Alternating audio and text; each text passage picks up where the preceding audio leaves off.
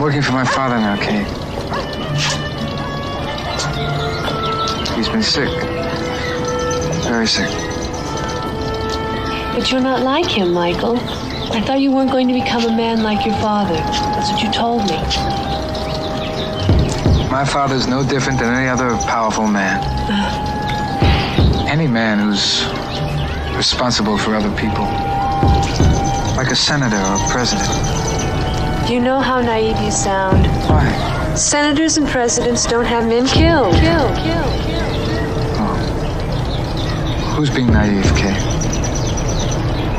Kay, my father's way of doing things is over. It's finished. Even he knows that. I mean, in 5 years, the Corleone family is going to be completely legitimate.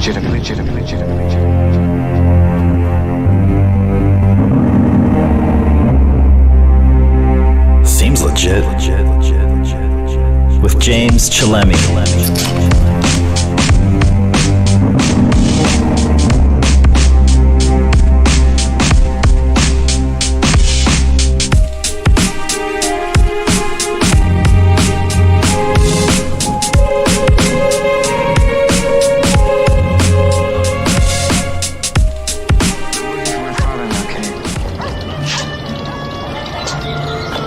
He's been sick.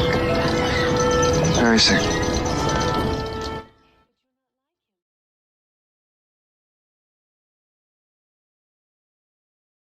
Chillemi, this is episode 50. We have reached the half-century mark of this notorious podcast. Everything is new. New house, new studio, new guests, obviously. And I thought that this guest in particular was falling into lockstep, really, with everything we're trying to accomplish here at Seems Legit. He is the Howard E. Wirth Eminent Scholar Endowed Chair in Economics at the School of Business at Loyola University, New Orleans. Let's go through his resume a little bit. Wrote over 24 books. He's been published in over 600 articles for peer-reviewed academic journals. Most people would be lucky to be in one or two. He's been in 600. And thousands of articles for magazines and newspapers. Please welcome to the show, Walter Block. My pleasure. Thanks for having me. Good to be with you again. Thank you so much, Walter. And I like what we were talking about off camera a little bit. It's been about 4 years. I'm positive you haven't seen this podcast to date. But just to give you a little runaround, this is a very eclectic podcast. We talk about everything from the New York Jets to martial arts to law to movies. And sometimes, sometimes we like to dabble in the dark arts of politics and economics. And so for that reason, I wanted to bring you on. I'm almost also positive that none of my listeners probably know you that well, if they know you at all. So I think this would be a great opportunity to bridge the gap. From there, I got to say, if you could introduce yourself in a short sense, without going into the dozens and dozens of pages of your CV or Wikipedia articles, if you could just explain who you are, your upbringing, where you're from, and why you're here today. Okay, I'm Walter Block. I'm a professor of economics at Loyola University. I have the Howard E. Wirth Endowed Chair, which is an honor in academia. I was born in Brooklyn. I was on the track team with Bernie Sanders. And my other athletic accomplishments, I have a brown belt in karate. I mentioned martial arts, so I'm with you on that. Interesting. But I think my biggest contribution to civilization, if I can put it in that way, would be economics and politics. I'm an Austrian economist, and I'm a libertarian. And I don't know, I guess my main claim to fame, I have two main claims to fame. One, I once shook the hand of Ludwig von Mises, who is a hero of Austro-libertarianism. And I never shook my hand, I never washed my hands since, so it's a little dirty, but if you shake my hand, you get to channel Mises. And I once beat Friedrich Hayek at chess. My way of beating people at chess, I say, look over there, and then I grab that queen, and then I beat them. Also, I'm a friend of Murray Rothbard's, and he is my main man, my guru. I'm also a senior fellow at the Ludwig von Mises Institute, which could be named the Mises Rothbard Institute in terms of what they do. So that's a brief introduction to where I'm coming from. So I noticed in there the two biggest accomplishments in your life, neither one of them was running track with Bernie Sanders. How could that be? But that did really happen. Oh, yeah. Bernie was one of the best runners. I have to tell my Bernie Sanders joke. Bernie was one of the best runners in the city, and we both ran in the same events, half mile and up, half mile, and cross country, 2.5 miles. And my joke is that Bernie doesn't run away from things. He never ran away from socialism, even though he started it long before it was popular. He doesn't run away not only from, ex-convicts voting, but even convicts voting. He doesn't run away from things. But there's one person from whom he runs away, and that's me. Because he was one of the best milers in the whole city, and I was a mediocre miler. His time was something like 4:30, 4:20. I never broke 5. My best time was 5:05. So we'd start off with the same starting line, and he would run away from me. That's my Bernie Sanders joke. Oh, that's funny. So that was at Madison High School in Brooklyn, correct? Yes. All right. And so was there ever a time, during your high school career, because high school athletics in and of themselves, it's a big accomplishment for anybody.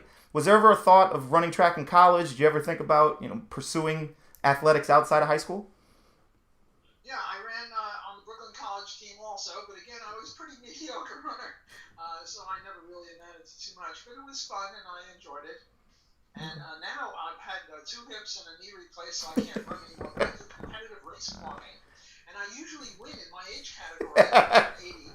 There's nobody else in my age category. You're 80 years old? God bless. God bless. And so I'm guessing you're not doing too much karate anymore. No, I don't do karate anymore. I'm doing race walking. What happened was my wife wanted me to teach my son carpentry and I don't know, electronics or something, and I didn't know anything about that. So I tried to get him into my sports, which was then swimming and handball, but he wasn't having any of it, and he wanted to do kickboxing. Okay. Contact sport, and I figured he needed all the IQ points he could get. So I transferred out of that and into Shotokan karate, which is you don't really hit hard. You sort of touch people, and if you hit them, that shows that you're out of control. Right. I don't know. I sort of found it either terrorizing or boring. You kick 500 times with one leg and then kick 500 times with another leg, or you get into some serious stuff, and Oh, yeah. So I mainly did it because that's what he wanted to do, and when he decided he wasn't interested in it, I sort of got away from it. But, I learned from it, and,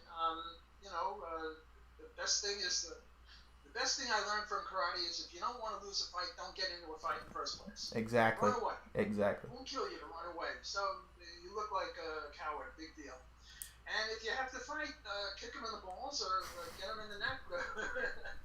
And don't be a nice guy if you have to do it. That's what I learned, and I benefited from it, so I'm glad I did that. As an avid bar goer myself, it strikes me as always the people who don't know how to fight are always the ones getting into fights. It's never the MMA fighters that are fighting at bars.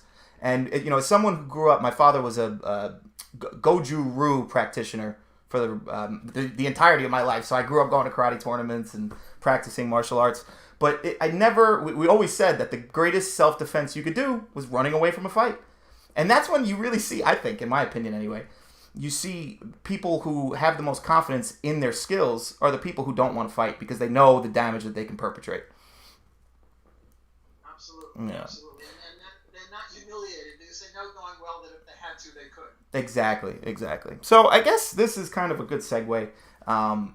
Running track, being an athlete yourself, obviously doing karate, and now obviously in your golden years going into speed walking and everything else.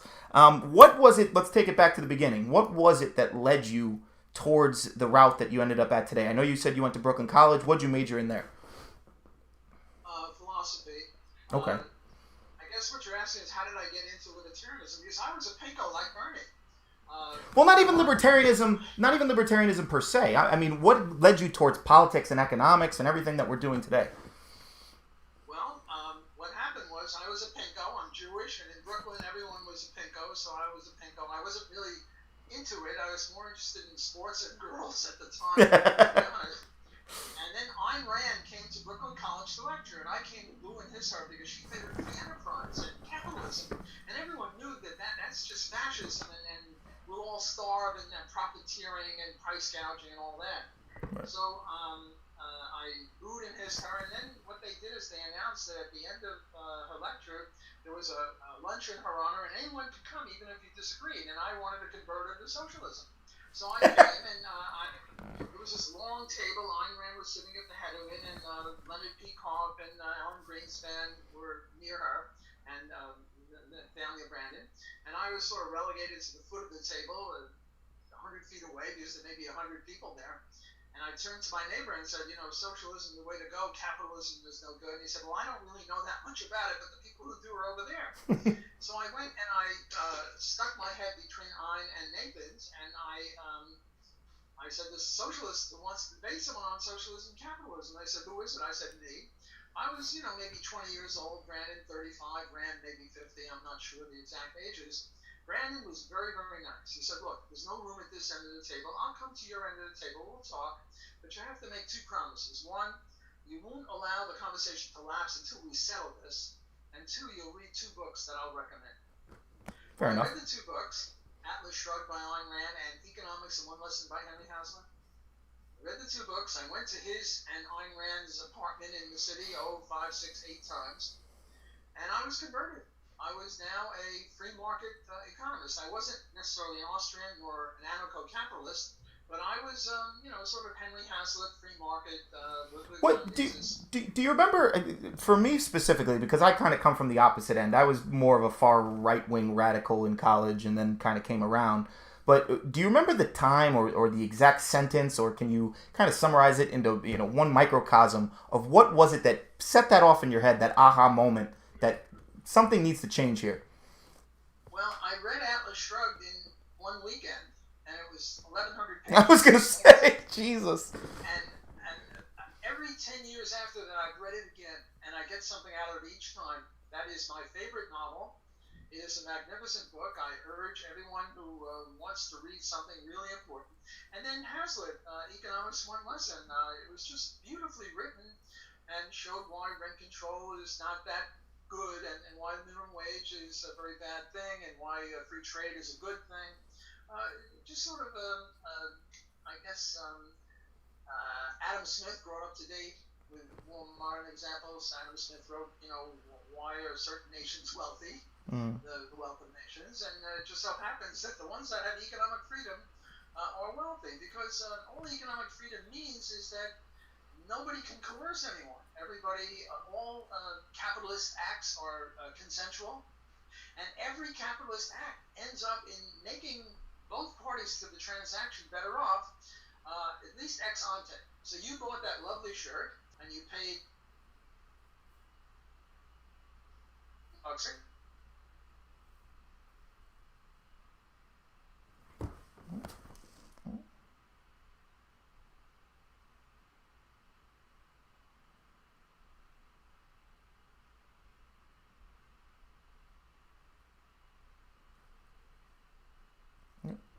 Seem to have a little bit of...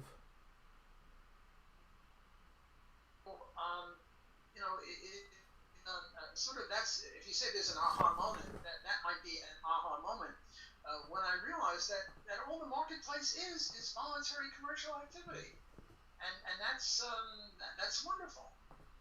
Yeah, and so that's interesting, because when we're speaking about when the two works that you reference, one being Henry Hazlitt's Economics in One Lesson, which I've also read. It's very rationalist. It's very practical. It speaks to economics as it should be, and it speaks to economics as the basis. But there's also that romantic side to, I think, Atlas Shrugged, and the novelist, and So is there a romantic side to you that spoke more to you, or was it the rationalist and practicalist side? Well, sort of both. I was a philosophy major, and then I was really unsure whether it was philosophy, which is sort of more romantic, or economics, which is more practical. And I knew I wanted to devote my life to promoting liberty. I didn't know which was the best vehicle, philosophy or economics. So I enrolled in a master's program in each. And one semester I would take 3 of this and 2 of that. And the next semester, Right. 2 of this and 3 of that. And finally I decided that economics was a better vehicle. And so I sort of am more of a philosophical economist, not so much of an econometric or statistical economist that most people look upon economists and think that they're just interested in numbers. Right. I'm not really that interested in numbers, although I am a little bit, but I'm more interested in the philosophy of economics. So you graduate from Brooklyn College with a degree in philosophy. What leads you to the next step of getting your master's, and what was your master's in?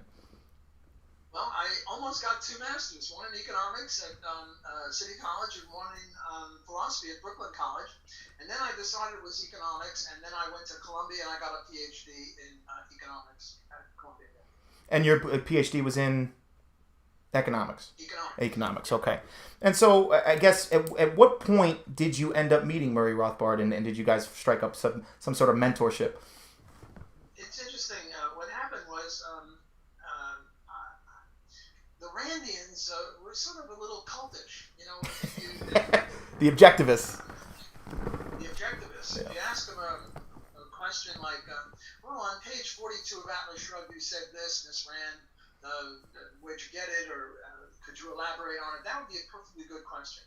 But if you said on page 42 you said this, and on page 176 you said that, I see a contradiction, she would kick you out. It was the most amazing thing. And I sort of had a little schizophrenic experience because approach avoidance. Those are the only free enterprise people I knew.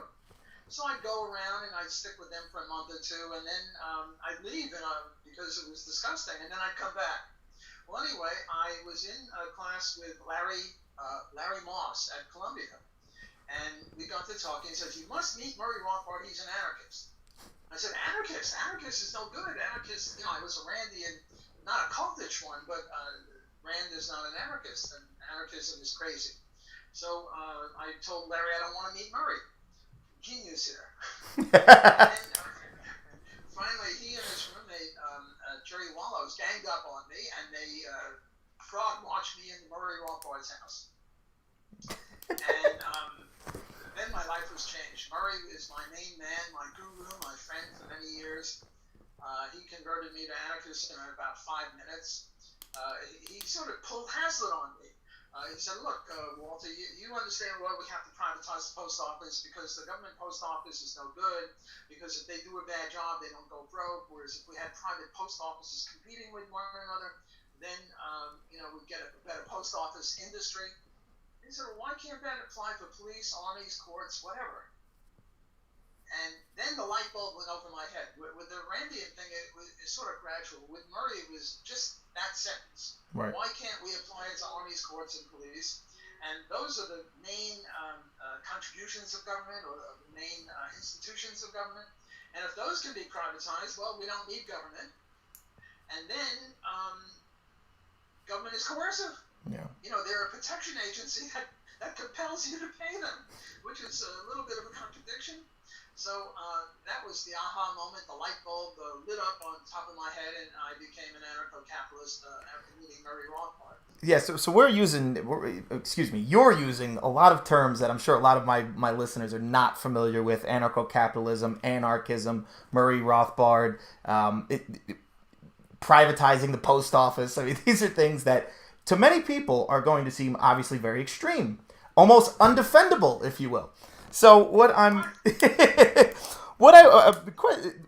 want, if you could make a paragraph pitch, in one lesson, if you will, of what your economic or political belief is today, how would you sell someone in one paragraph?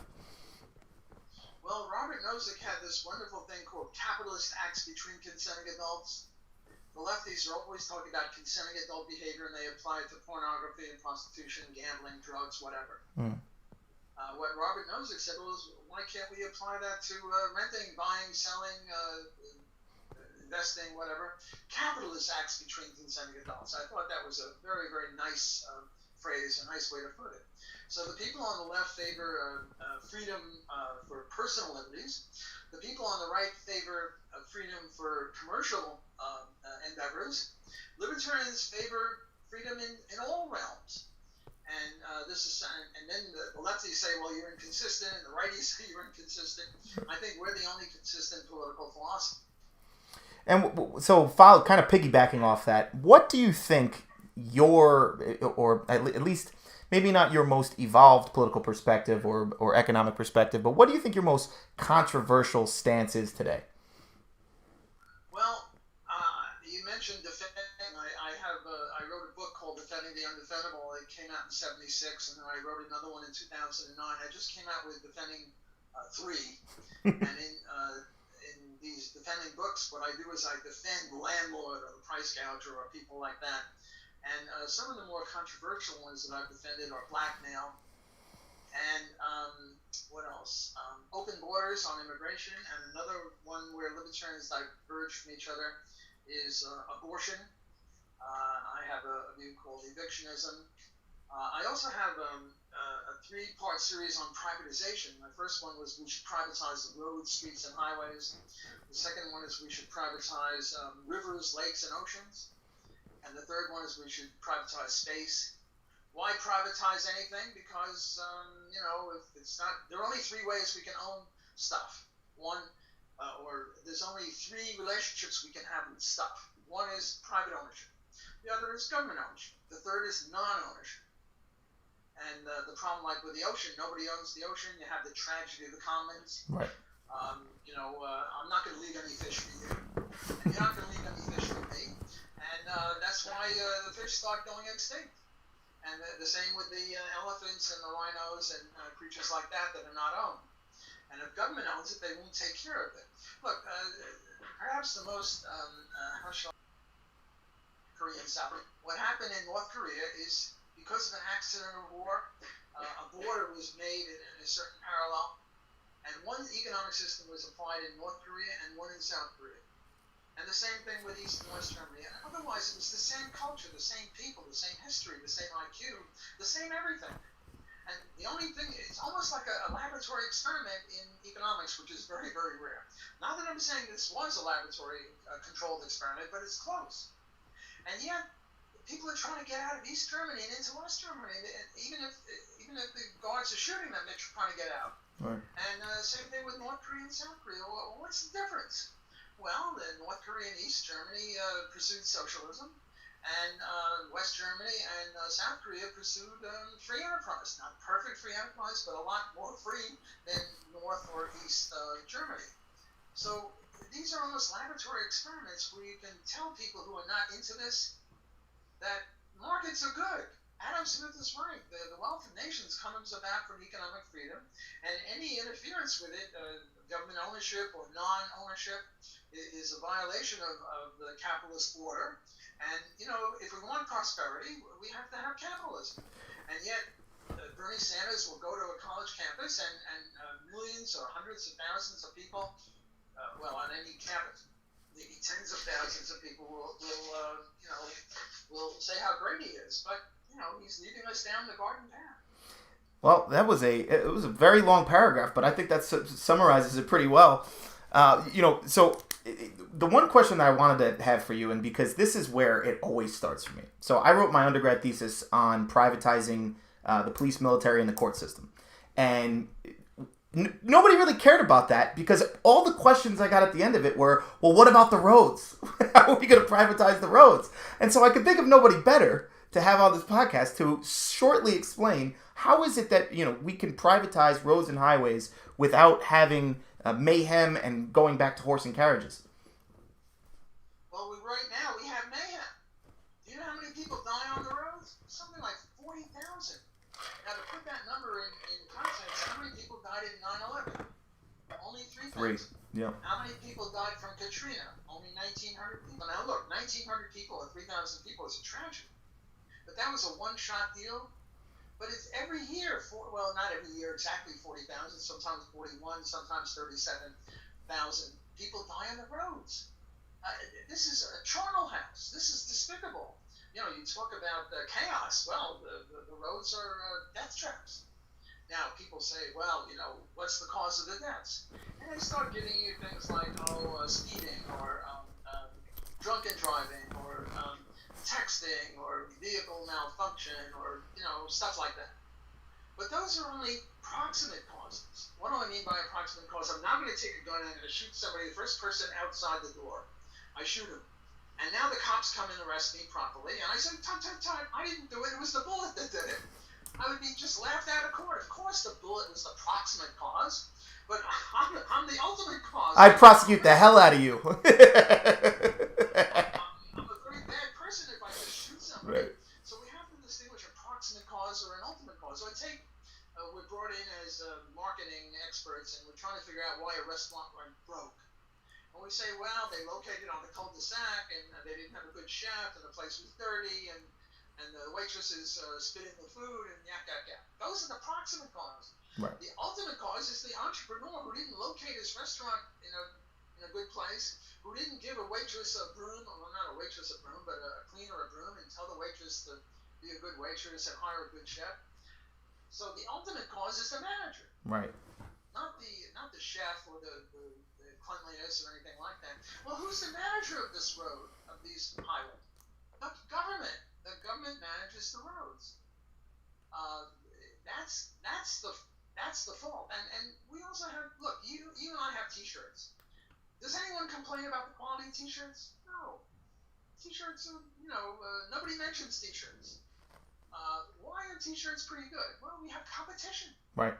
And if somebody makes a lousy T-shirt, they go broke. If somebody makes a good T-shirt, they sell more and they make more money and they can expand their base of operations.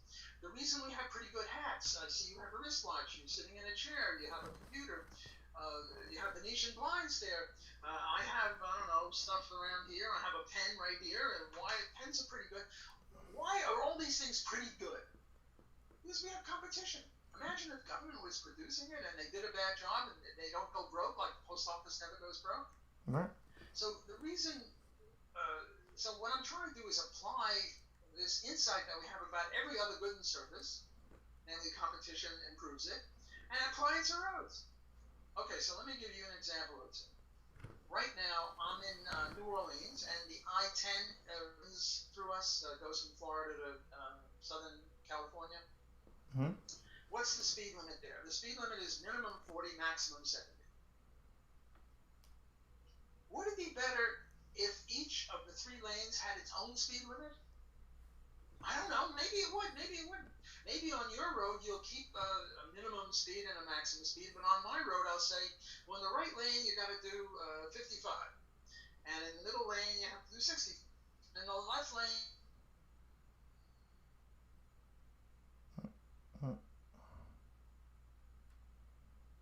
Speed limits are on Raven cement brought up from Mount Olympus or something like that. So all I'm trying to do in this book is say that we can, the competition will bring about a better product, and my estimate is that instead of 40,000 people dying, there'd be 10,000 people dying on private roads. Where did I get this from? Where I got this from is I compared the government and private in other areas, like the post office compared to FedEx, yeah. Or sanitation, because you have private and public sanitation, and they find that the market is 3 to 4 times more efficient. Well, if we extrapolate that, instead of 40,000 people, we'll have 10,000 people dying. Not that 10,000 people dying is good, and maybe but if we keep competing, it'll get lower and lower, but it's a lot better than 40,000. We'll save 30,000 people's lives a year. Does it all boil down to a marketplace of ideas, to competition? Well, a marketplace of roads. Right, I understand that, but in terms of your speed limit, my speed limit, what type of surface we're going to use for the roads, how we're going to have hills and exits and everything else, does it boil down to having a marketplace for competition, and that would make it inevitably better? Well, that's what libertarianism is all about. That we have to have a marketplace of ideas, that we should have free speech, and nothing should be not even discussed. And a lot of people say, well, you can't privatize the roads. Well, the first roads were all private. The first roads, in my research, goes back to England and the United States. There were turnpike roads. And what they would do is, if you had a wagon with one horse, it would charge you so much. You had 2 horses charging more, 4 horses more. They even looked at the width of the wheel. If the wheel was very narrow, think ice skates, would put ruts in the road, and we're talking dirt roads, they were charging more. But if you had a wide wheel, you'd sort of iron out the ruts and make the road a little bit better, and they would charge you a little less. So we had perfectly good historical examples of private roads. They always say, I mean, I've heard this before, that the federal highways are one of the big corporatist subsidies in existence today, because everybody, whether it be Walmart or Target or everybody that uses these humongous trucks, has to pay the same amount that everybody else has to pay in order to use the roads. Well, and then we have traffic congestion because they don't have peak load pricing. They don't charge more during the rush hours and unless otherwise. I don't know what the market would have. Look, suppose shoes were always done by government, right? And some maniac said, "Well, we should privatize shoes. We'll let private shoemakers make shoes." And people would start saying, "Well, but how would they? Would there be lady shoes with high heels? How high would the high heels be? How about laces? Would you have Velcro? And all sorts of. And how many shoe stores would there be on each city block? And you can't predict that. So if we had private roads, I don't know how many roads we'd have. I don't know. Maybe we'd have the same sort of thing as the highway system we have now. I don't know. It's like Murray said. I mean, and I'm paraphrasing, but everybody, when they look at roads and they see traffic and they see stoplights and they're late to get to work and everything else, they see inevitability. But he saw a breadline, because this is what exactly was happening in Russia during the famine. So I mean, this is exactly what we're seeing in multiple avenues and multiple aspects of everyday life whenever government controls something.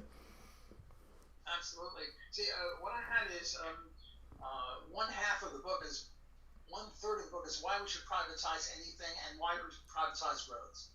Another third of it was, well, how are we going to deal with drunken driving? How would the market deal with speeding? How would the market deal with this, that, and the other? And the third one was objections. Like one objection is, guys will get a road right in front of your house, and then he won't let you out. He'll capture you. And the answer to that is, well, if he wants people to build on his road, he's not going to do that. He's going to contractually obligate himself not to do that. Another one is, well, would we need eminent domain? I want to build a road from Florida to, to Seattle, from Miami to Seattle.